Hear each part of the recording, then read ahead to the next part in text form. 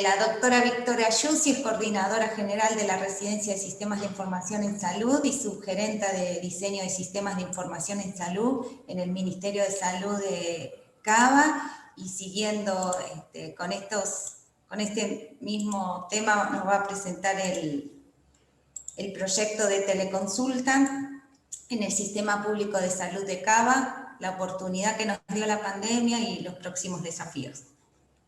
Bueno, muchas gracias por la presentación, gracias por darme este espacio, gracias al comité organizador, y es un placer estar compartiendo experiencia con colegas de la región. Así que yo tengo una presentación para que me puedan seguir. Voy a compartirla con ustedes. Así ahí está. Charlamos. ¿Ahí la ven perfecto? Sí, perfecto. Muy bien. Excelente, comenzamos. Bueno, ya me presentaron, así que voy a avanzar rápidamente con contarles un poquito de cómo está conformado a grandes rasgos, ¿no?, nuestro sistema de salud, solamente para dimensionar. Tenemos 117 establecimientos sanitarios, de los cuales 35 son hospitales, y los demás son centros del primer nivel de atención que están distribuidos en todo el territorio de la ciudad. Hasta el momento, unos más de 2,5 millones de pacientes cuentan con una historia clínica electrónica, que en la ciudad llamamos Historia Integral de Salud, y llevamos un registro de más de 7,5 millones, como pueden ver, de consultas en formato electrónico. El mapita que ven es cada paciente georreferenciado a su domicilio, que tuvo una prestación en el sistema de Cava. Como siempre, como ya sabemos, pacientes de la ciudad y también del AMBA, sobre todo predominantemente del primer y segundo cordón. El sistema de información que utilizamos en la ciudad es un sistema de desarrollo propio que se llama SIGEOS, que comenzó su implementación en el 2004, y que posee módulos para la gestión de pacientes, para la gestión contable, para la administración de las farmacias, entre otros módulos, y que incorporó a la Historia Integral de Salud en el año 2016, y que actualmente está implementada en todos los consultorios de los centros de atención primaria y en los consultorios externos de 20 de los 35 hospitales, digamos. Ese es también como para dimensionar hacia dónde apuntamos con el programa de teleconsultas de la ciudad en este momento. Entonces, gracias Celeste también por darme el pie y contarles que elegí este modelo para contarles el proyecto de teleconsultas, porque como siempre decimos, los que trabajamos en sistemas y en salud, trabajamos en escenarios complejos donde no solo el desafío es poner a disposición una herramienta tecnológica, la que tengamos, la que seamos capaces de desarrollar, sino hay que tener en cuenta un montón de otros pasos si queremos de verdad lograr una transformación, y en este caso, como contaba Celeste y también Cintia, significa introducir una nueva modalidad de atención en un contexto complejo, con lo cual el proyecto tiene varias aristas que no solamente son desarrollar el sistema y ponerlo a disposición, con lo cual les voy a ir contando cada uno de estos pasos. Este señor Kotter es un profesor de la Escuela de Negocios de Harvard, conocido ampliamente por los temas de liderazgo y gestión del cambio. Su modelo está más aplicado a los negocios, y nosotros lo que hicimos fue tomarlo de referencia para la aplicación de proyectos de IT. Así que les voy a ir contando qué hicimos en cada uno de estos pasos. El primer paso tiene como objetivo crear el sentido de urgencia, ¿no? Entender por qué este proyecto tiene lugar aquí y ahora, digamos, en este contexto. Y en ese sentido les muestro un gráfico que nos ayuda a ver lo que sucedió con las consultas presenciales en los efectores de salud. La línea celeste es este año. Fíjense que en los primeros 2 meses del año, las consultas respecto del mismo periodo de tiempo del año anterior, que es la línea naranja, venían en aumento conforme avanza el plan de adopción de la Historia Integral de Salud. Y fíjense cómo cuando se decretó el aislamiento social preventivo y obligatorio, las personas normalmente dejaron de concurrir a los centros de atención incluso antes del 26 de marzo, que el Ministerio sacó la resolución que, digamos, restringía la circulación por los centros de salud de los pacientes, salvo por cuestiones de urgencia, por supuesto, y alguna necesidad específica. Entonces, en este sentido, nosotros decimos que el sentido de urgencia estuvo dado por un factor externo, ¿no? La pandemia, pero además que fue la oportunidad para, junto con otra disposición que sacó el Ministerio, y como decía también recién Celeste y Cintia, en conjunción con las disposiciones nacionales, creáramos el programa de teleconsulta como una oportunidad para garantizar a la población la continuidad de cuidados, dado que además el Ministerio determinó cuáles fueran las funciones esenciales de la red de atención en el contexto de pandemia, y una de ellas, por ejemplo, fue la provisión de medicamentos, digamos, no se suspendió la provisión de medicamentos para la continuidad de los tratamientos, pero de alguna manera el que se haya restringido la circulación de los pacientes hizo que el vínculo presencial de los pacientes con sus profesionales estuviera interrumpido. Además, dice este señor Cotter que para implementar proyectos a gran escala hacen falta integrar conocimientos y saberes. Entonces, por un lado, el equipo que lleva adelante este proyecto somos, bueno, nosotros 5 que pertenecemos a la Dirección de Sistemas de Información Sanitaria del Ministerio de Salud, y como verán, si bien todos somos profesionales formados o en formación en sistemas de información, tenemos diferentes disciplinas de base que hacen que pudiéramos mirar este proyecto y el problema que teníamos por delante a resolver con una mirada amplia e integrando nuestras competencias determinadas por estas profesiones de base y por supuesto por la integración en la formación que vamos recibiendo, ¿no? Específica ya de sistemas de información. Pero además este proyecto tiene múltiples actores con los cuales interactuamos, ¿sí? Actores que hay que tenerlos en cuenta porque cada uno tiene un rol específico y una función. Entonces, tenemos las áreas centrales de gobierno vinculadas, por supuesto, con lo que son las tecnologías y las telecomunicaciones. Las áreas centrales de gobierno que hacen de nexo entre nosotros y el paciente, y el vecino, digamos, el paciente que va a recibir una determinada prestación en este caso, el Ministerio de Salud. Y luego, en la derecha de la pantalla ya vemos las áreas del Ministerio de Salud involucradas, en azul la Dirección de Sistemas propiamente dicha y todas sus subáreas, el área de desarrollo de software, el área de implementación, de capacitación, el área de soporte técnico, la coordinación de implementación de sistemas de información, para lo cual tenemos equipos locales en cada uno de los efectores que les mencionaba, y 2 aliados estratégicos, por supuesto, la dirección y la subsecretaría, tanto de atención primaria como de atención hospitalaria, que son quienes efectivamente gobiernan, por decir de alguna manera, a nuestros usuarios, ¿sí? Los profesionales y el personal administrativo, y en este caso, además, un actor principal es el paciente, dado que es la primera vez que para asistir, para tener asistencia en el sistema sanitario le estamos pidiendo o lo estamos invitando a usar una tecnología específica. Así que para tener en cuenta lo grande del proyecto, ¿no? En este paso les voy a contar el programa propiamente dicho. El programa propiamente dicho está dividido en fases, ¿sí? En este caso 3 fases, que estuvieron determinadas un poquito por cómo nosotros íbamos avanzando en el rediseño de los módulos de nuestro sistema de información y además por las características de cada uno de los niveles que les contaba. Entonces, la primera fase estuvimos enfocados rápidamente a proveer una herramienta a los pacientes y a los profesionales para que puedan realizar consultas a distancia en el primer nivel de atención, que la característica que tiene es que el profesional y el paciente tienen un vínculo muy cercano. Entonces, el centro de salud está compuesto por una admisión única y está conformado por entre 10 y 20 consultorios, e insertado en los barrios, ¿no?, de la ciudad, con lo cual los pacientes ya normalmente tienen un acceso mucho más facilitado. Entonces lo que hicimos fue garantizar que se puedan comunicar de manera telefónica para acceder al turno, que la teleconsulta pueda ser llevada a cabo por teléfono o por videollamada a través de una herramienta que nos dio el gobierno de la ciudad, que es Microsoft Teams, para todo el personal de salud. Además, la Agencia de Sistemas de Información a nivel central confeccionó un portal para que los profesionales pudieran acceder de manera remota a SIGEOS, sobre todo a la historia clínica electrónica y al sistema de agendamiento.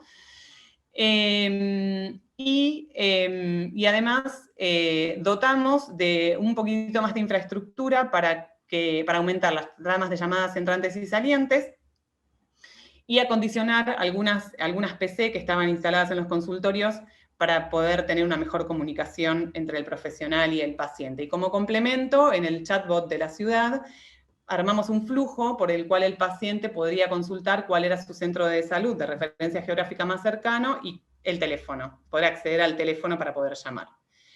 La fase 2 tuvo que ver con también acceso telefónico y de atención espontánea al programa de Salud Mental Responde, que es un programa específico de la ciudad de orientación en consultas de salud mental, que tiene servicio 24/7.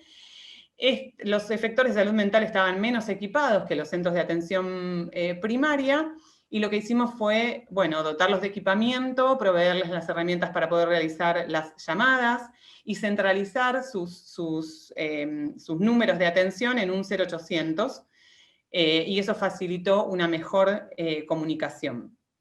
Luego, en la última fase llegamos a los hospitales. La comunicación de los pacientes para con el hospital no es tan fácil como el centro de atención, dado que las tramas telefónicas merecen, digamos, una actualización, pero dado el tiempo, hasta hacer eso, la forma más conocida de sacar un turno remoto para los pacientes con los especialistas de los hospitales es el call center 147. Así que lo que hicimos fue poder diseñar el proceso de agendamiento y de atención, todo, digamos, corriendo todo en nuestro sistema de información. Entonces adaptamos los módulos y llevamos a los hospitales un paquete un poquito más definido para poder interactuar, para que puedan interactuar directamente los profesionales con los pacientes. Y en el chatbot de la ciudad pusimos información sobre teleconsultas y pusimos un canal directo de soporte al paciente por si tuviera alguna complicación tecnológica al momento de realizar la teleconsulta. Ahora les voy a mostrar algunas de estas adaptaciones que hicimos. Esperen que no está pasando la diapo. Ahí está. El proceso básicamente consistió en, principalmente el paciente agenda un turno y marca su preferencia, si prefiere que lo llamen por teléfono o hacer una videollamada con el profesional. Accede en el mismo presencial en la ventanilla del hospital o a través de la línea 147 o a través del teléfono, como les decía, al primer nivel, y estamos trabajando para implementar la autogestión web y la reserva de turno directamente desde el chatbot. El profesional arma el consultorio virtual en la herramienta Microsoft Teams y envía el link al paciente desde la lista de trabajo de la historia clínica, y luego registra la consulta, por supuesto, en la historia clínica. Y después hay canales de soporte disponibles tanto para los profesionales, la mesa de ayuda de sistemas, como es habitual, y para los pacientes, como les decía, el chatbot.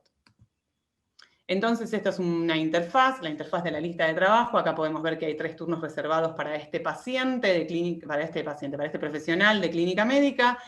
Uno de los turnos tiene que ver con, a ver si puedo poner el puntero, sí, un agendamiento de un turno presencial, un agendamiento de un turno de preferencia de videollamada y un agendamiento de un turno que va a llevarse a cabo de manera telefónica. El profesional accede a un botón de teleconsulta que despliega un modal donde tiene los datos del paciente, que es este, y los datos, por supuesto, de contacto, y el campo para poder enviar el link, digamos, directamente desde esta lista de trabajo al paciente. Y el paciente recibe entonces una mail con esta información, con esta plantilla que tiene los datos del turno, el link a la sala de espera que acaba de pegar el profesional, los términos y condiciones de las teleconsultas en el gobierno de la ciudad, el acceso a los tutoriales y el canal directo de soporte por si tiene algún problema técnico. ¿Sí? Bueno, un paso importante del plan es comunicarlo, ¿no?, adecuadamente, dado que tenemos que llegar a un número de actores muy grande. Entonces la comunicación fue un plan que armamos específicamente, y lo que hicimos primero fue digamos, identificar a nuestros destinatarios. Tenemos destinatarios internos del gobierno de la ciudad y también la población. Como destinatarios internos, los directores, por supuesto, de cada uno de los establecimientos, los referentes de todo el área de consultorios externos y de turnos, los equipos locales de implementación de nuestra área propia de sistemas, y los usuarios, que son los profesionales y el personal administrativo. Así que ahí utilizamos las vías, canales formales que tenemos habitualmente, como las comunicaciones oficiales, para bajar los procedimientos, las resoluciones, masivas reuniones de trabajo, múltiples, quiero decir, reuniones de trabajo semana a semana, envíos masivos de mail, y el portal del empleado que se llama Buenos Aires desde adentro, donde fuimos poniendo todas las notificaciones, los instructivos, los materiales, etc.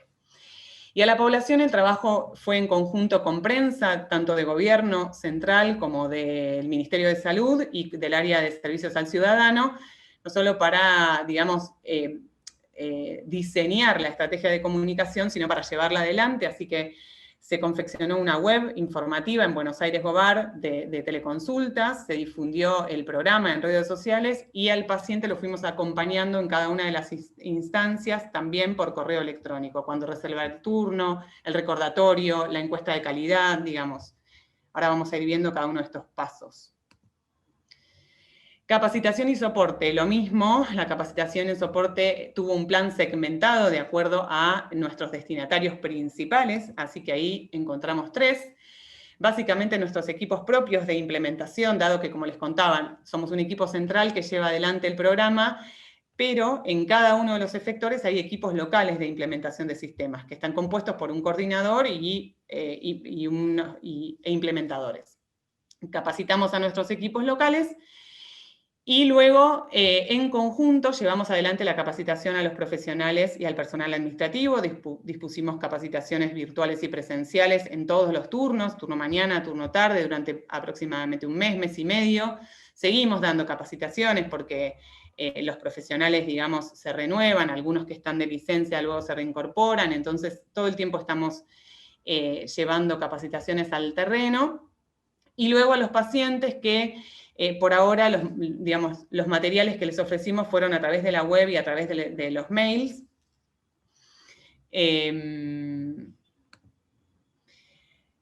Así que, bueno, en este paso que se llama planificación de pequeñas victorias, básicamente lo que diseñamos es un plan de avance, ¿no? Un plan de avance en equipo junto con los efectores locales, donde nos fuimos propusiendo qué cosas íbamos a ir haciendo y en qué tiempos. Entonces, lo primero que hicimos con los equipos fue crear una oferta, definir, bueno, cuáles son las especialidades más demandadas del sistema de salud que tenemos que poner primero, cuáles podemos esperar para una segunda etapa. Una vez que definimos estas especialidades, lo que hicimos fue cuantificar las metas. Bueno, cada especialidad de cada efector, ¿cuántos turnos va a poner disponible a la población? ¿Y por qué canales? Y entonces definimos todo esto, fueron acuerdos, por supuesto, acá nuestros aliados principales fueron la dirección y la Secretaría de Atención Hospitalaria y de Atención Primaria, y los equipos locales, por supuesto. Y luego la segunda meta fue, bueno, hagamos que esto entonces ahora esté disponible a la población por múltiples canales como habíamos acordado. Todos estos pasos tuvieron instancias de feedback continuo, desde nosotros que somos el equipo central hacia los equipos locales de trabajo. Entonces ahí usamos mails, WhatsApp, llamados telefónicos, porque estamos disponibles para cualquier dificultad que se pueda presentar. Además el feedback tuvo que ver con, bueno, ir contándoles cómo van con su meta, felicitar a los equipos locales, que son los que verdaderamente hacen el trabajo, porque son los que configuran las agendas, son los que tienen los acuerdos con los profesionales, los que ponen a disposición sus herramientas. Entonces, bueno, con feedback positivo cada vez que llegaban a una meta, tal es así que la meta inicial luego fue superada por algunos de los hospitales y entonces se iban poniendo nuevas metas conforme avanza el plan. Y bueno, acá estuvimos, digamos, cuerpo a cuerpo entre el equipo central y los equipos locales de los efectores para poder llevar adelante esta propuesta. Bueno, para la evaluación pensamos en 3 ejes. Un eje estuvo en principio enfocado en el proceso de capacitación, ¿sí? En evaluar nuestro propio proceso de llegada al terreno, sobre todo a los profesionales, que capacitamos a más de 800 profesionales y el personal administrativo. Entonces hicimos una encuesta para evaluar nuestro propio proceso de capacitación y fuimos sobre la marcha cambiando algunas cosas de acuerdo a este feedback. Y hay dos partes de los ejes, o dos de los ejes de evaluación que nos propusimos que están en construcción. Uno es la modalidad de atención, entender si para los profesionales y para los pacientes esta modalidad de atención es una modalidad válida, si les resuelve las problemáticas, si es factible que se integre, como decían recién también Celeste, a un plan de atención de la ciudad, ¿sí?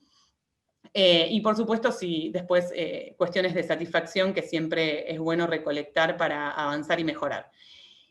Y también nos propusimos un eje de indicadores para conocer a la población, ¿sí? Yo ahora les voy a contar algunos datos. Indicadores de implementación del programa para entender cómo vamos con las metas y si es necesario replanificar o readecuar el plan durante la implementación, y indicadores, por supuesto, de efecto, como les decía, si resuelve los problemas de la población, si tiene algún impacto en la reducción de traslados, o en la reducción de costos en la atención. Bueno, estos indicadores los estamos empezando a pensar con el área de datos, que forma parte de la dirección de sistemas, y por supuesto los vamos a pensar, los vamos a compartir o validar con los profesionales y con las áreas de gestión del ministerio, porque necesitamos que sean indicadores que nos sirvan para tomar decisiones, básicamente. Y esa es una construcción que tenemos que hacer en equipo. Les muestro entonces cómo fueron avanzando. Hasta el momento tenemos un total acumulado de 86.800 teleconsultas, 30.000 aproximadamente de ellas fueron dadas por profesionales de hospitales y el resto en el primer nivel de atención. Vemos la línea más clarita, son los hospitales, que vemos un avance sostenido desde que empezó el programa. En cambio, en el primer nivel de atención hubo hay una meseta y una leve caída que tendremos que investigar a qué se debe, pero estos son los datos a la actualidad. En cuanto a las personas que acceden, el 60% son mujeres, y un dato curioso es la procedencia. Tenemos un 80% de las personas que acceden a la teleconsulta que son de la ciudad.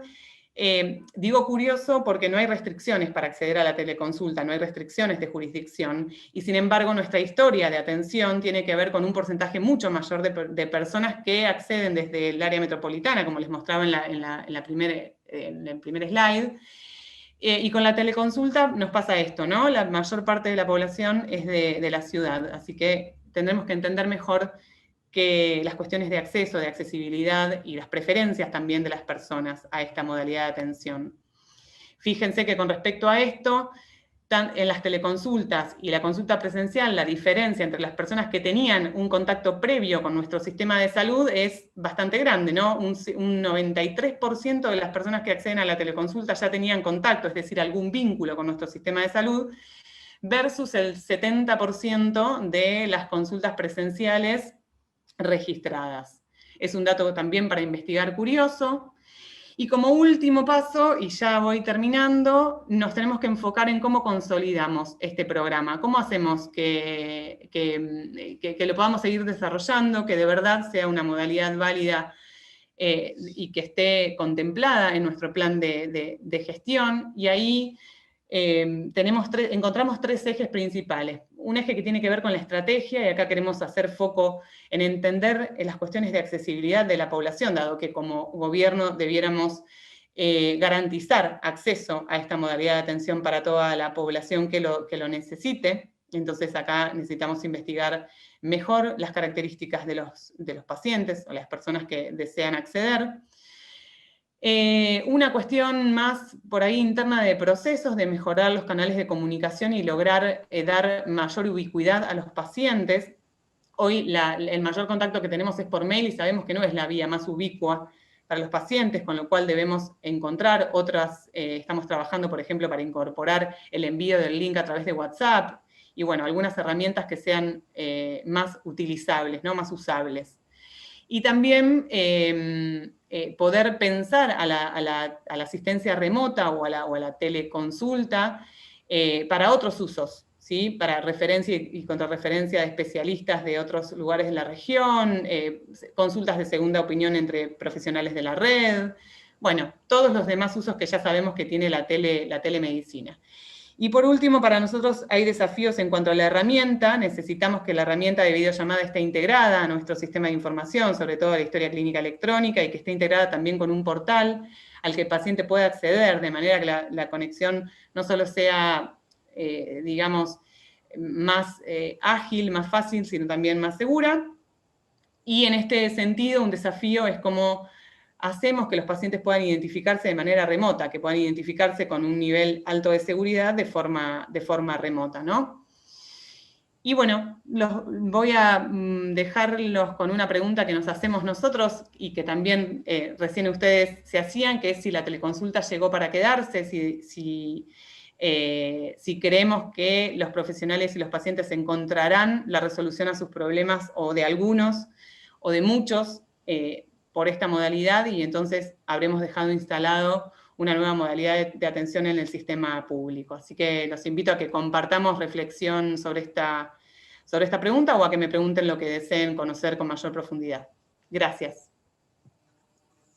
Bueno, muchas gracias, Victoria, súper completa la presentación. Te quiero transmitir los mensajes que mientras exponías nos iban transmitiendo. Y no los podía ver. Acá Jorge Guerra, muy bueno lo del mapa de actores, excelente perspectiva para tener una visión transversal como base para la gestión de proyectos, para la gestión por procesos, perdón. Se ve mucha metodología aplicada al proyecto. Carla Grucci también dice, coincido con Jorge, ¿qué conocimientos o acciones creen que fueron fundamentales para llevar adelante la metodología? Eso. Bien. Te leo si querés otro comentario más. Bueno, yo estoy anotando, ¿sí? Esto es madurez en planificación. Felicitaciones, dice Jorge Guerra. Y Félix Carlos Martín dice, implementar es un ida y vuelta que veo muy claro, pero es tan complicado. Acá hay mucho ajuste fino, ya están en otro nivel. Bueno, sin duda... todos están viendo entendieron todo el trabajo fino que pueden hacer para llevar adelante un proyecto de esta envergadura. Sí.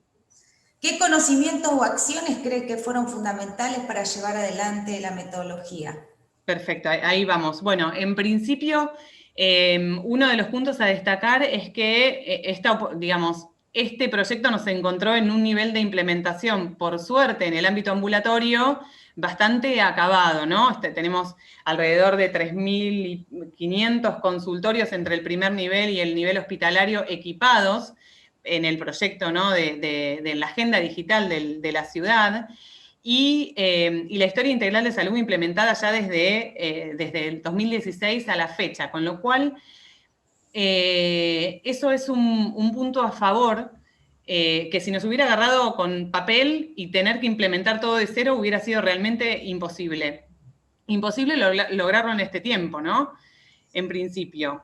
Eso por un lado es una fortaleza del momento en que nos encontramos.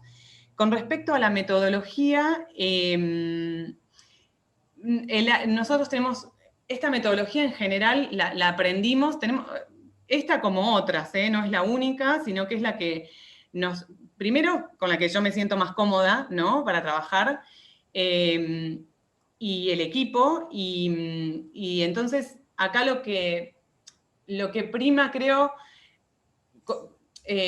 que nos facilitó llevar adelante la metodología, o sea, poder implementarla de la manera que les contamos, es básicamente la cohesión de competencias. Cada uno, como les decía, no solo en la conformación del equipo, sino en entender que en cada parte del proceso hay un actor que tiene una participación fundamental, otorgársela. Esto no es un proyecto único, es un proyecto, por supuesto, impulsado por la Dirección de Sistemas, pero todo el gobierno estuvo haciendo un esfuerzo, como contaba también antes Celeste, para poner a disposición esta modalidad de atención.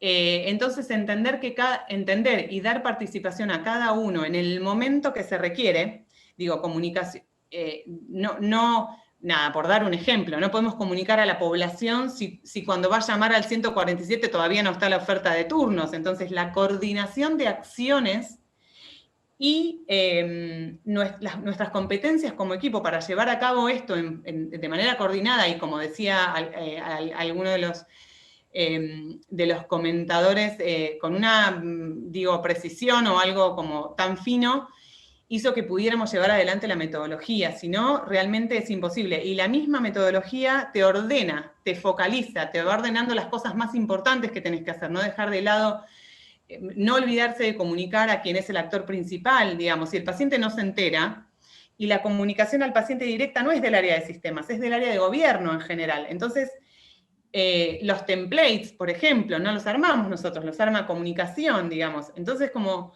bueno, yo creo que la fortaleza es que como equipo central aunamos las competencias que necesitamos para poder llevar adelante la metodología con esta precisión.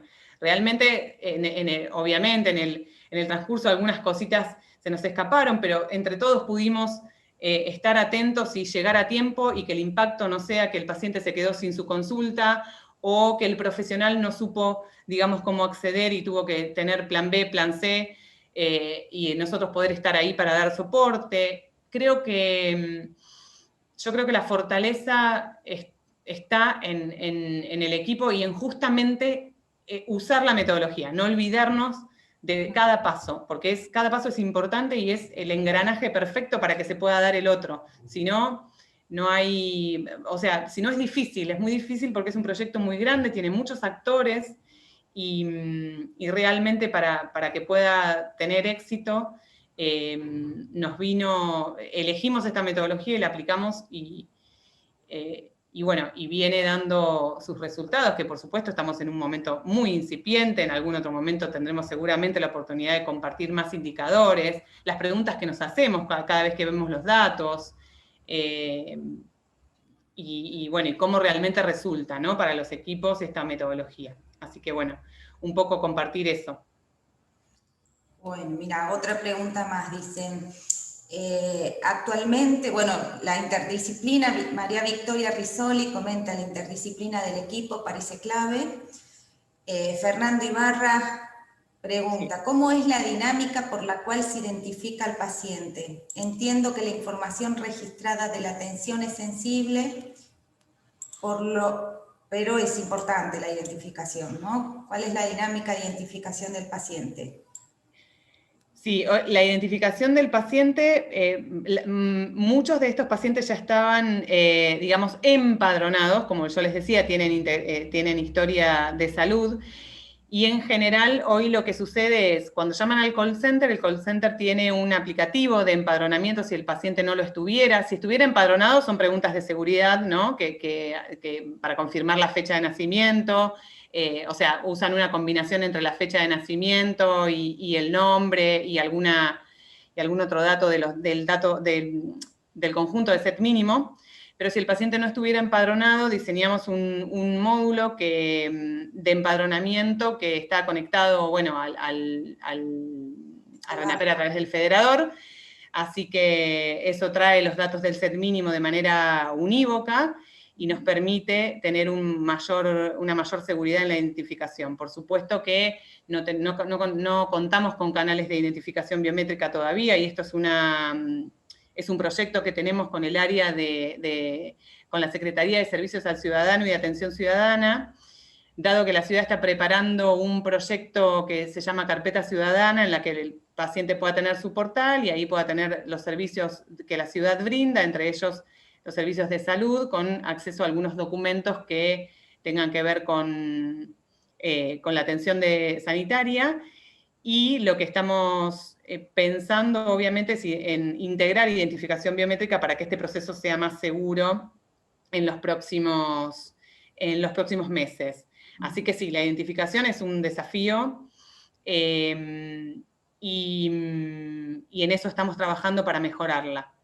Bueno, yo de paso quiero hacer un comentario, aprovecho que la veo a Celeste también.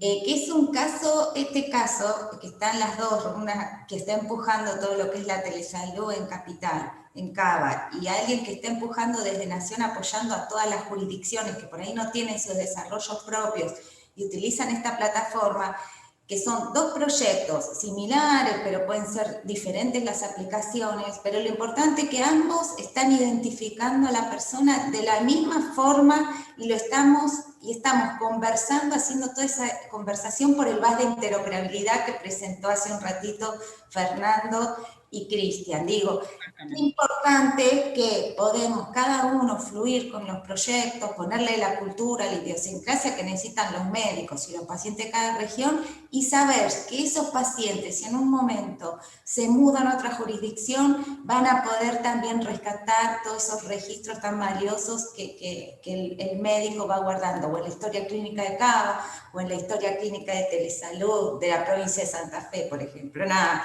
creo que venimos como que todas las charlas que es la interoperabilidad, como una palabra que estamos todo el tiempo nombrando, pero es esto la interoperabilidad, que podamos hablar, contar diferentes proyectos, estar hablando que la identificación de las personas es la misma y que vamos en buen camino para estar a favor del paciente y no complicarle la vida.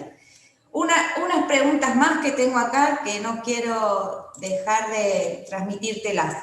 Bien. Actualmente, ¿qué herramientas de videollamada utilizan? Dado que interpreté que todavía no estaba integrada la plataforma. Bien. Nosotros disponibilizamos Microsoft Teams, el gobierno disponibilizó licencias de Microsoft Teams para los profesionales de la salud, pero pudimos hacer un recortecito de un mes aproximadamente. Empezamos a guardar los logs de los links que envían los profesionales a través de la lista de trabajo de la historia clínica, y vemos que el 75% de los profesionales usa Microsoft Teams y que el resto se dividen entre otras plataformas como Skype, Jitsi, Zoom. Así que bueno, están usando principalmente la herramienta que el gobierno disponibilizó, además que garantiza una conexión segura, ¿no? Pero en un 25% de los casos usan otra plataforma. Tendremos que investigar mejor, pero la realidad es que estamos trabajando ya con la Agencia de Sistemas de Información y evaluando distintas opciones que hay en el mercado para poder integrar una plataforma de videollamada a nuestro sistema de información, y que ya el profesional no tenga que usar una plataforma diferente o afuera de la historia clínica para poder ejercer la teleconsulta. Así que eso es lo que pudimos ver hasta ahora. Perfecto. Bueno, otro comentario, Félix Carlos Martín, la palabra clave acá es la coordinación y el empoderamiento de ciertos actores claves. Si sistemas de un municipio tiene que responder a varios referentes y salud es uno más, se complica. Bueno, así hablando, seguimos como con los mismos tipos de comentarios. Ahora una pregunta mía para cerrar que me interesa. Bueno.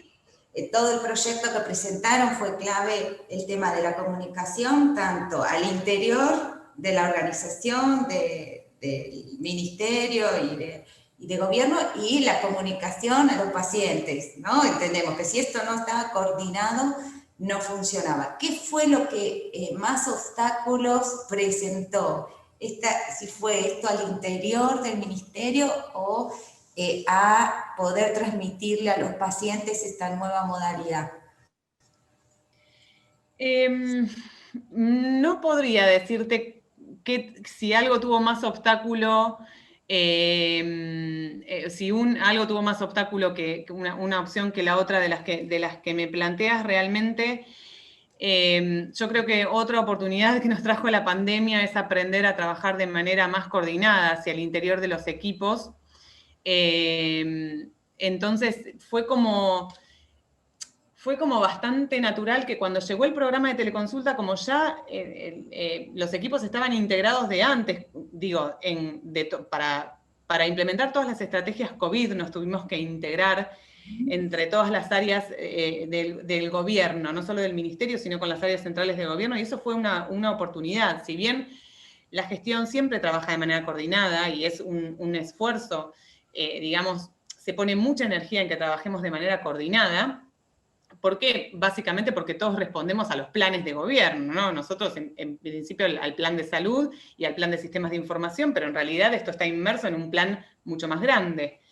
Entonces, esta es una modalidad de la gestión en particular, pero la pandemia lo que hizo fue que rápidamente nos agrupáramos y siempre hubiera alguien de cada área, representando a cada área en el diseño de cada una de las estrategias. Entonces, eso por un lado hizo que cuando llegó el programa de teleconsulta, y esta parte ya estaba un poco dada, ya estaba un poco hecha.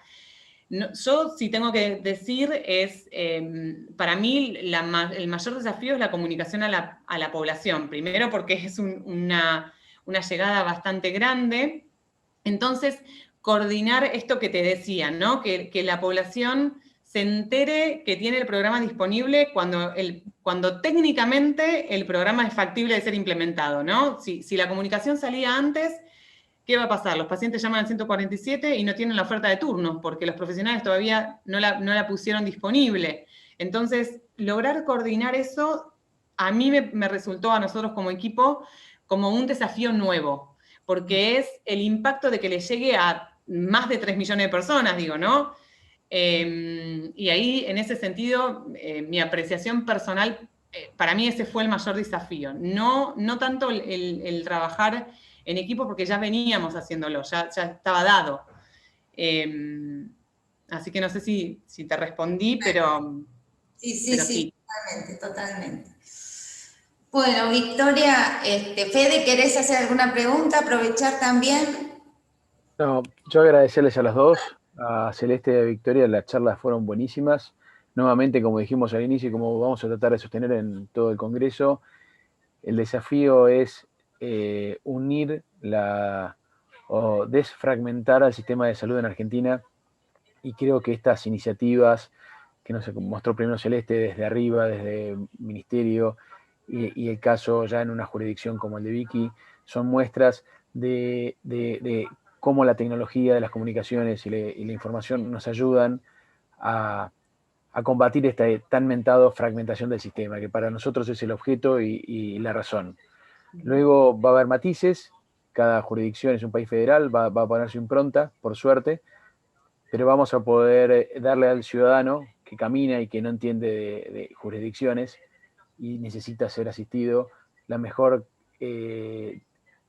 recursos posibles al alcance. Y creo que estas son muestras de calidad y de servicios de salud. Así que como médico estoy más que contento y agradecido. Nosotros también, muchas gracias.